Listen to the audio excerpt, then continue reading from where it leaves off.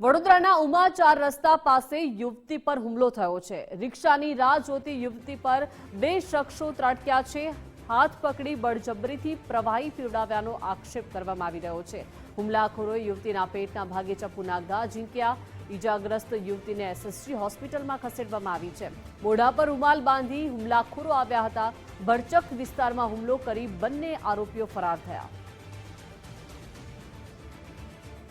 एक महीना थी कॉम्प्यूटर क्लास जाए छे त्या क्लास में से आवती थी हमारी छोकरी त्या रिक्शा रोकावती थी घरे 11:30 आवी जाए छे घरे ने ते टाइमे रिक्शा रोकावती थी तो कोई पाछळ थी बे छोकरा आया छे। रूमाल बांधेलो हतो ने एनी आंख काणी थी छोकरानी। ए छोकराए एने हाथ पकड़ीने एने दवा पीराई अने अहींया पेटमां छरीनो घा मार्यो छे।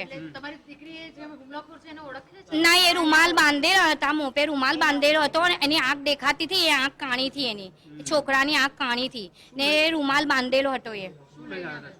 ए छोकराओ आ छरी लईने आवेला ने आ दवा पीराई छे। आवी बोटल छे ग्रीन कलरनी दवा हती तो ए दवा भीजीने एने दवा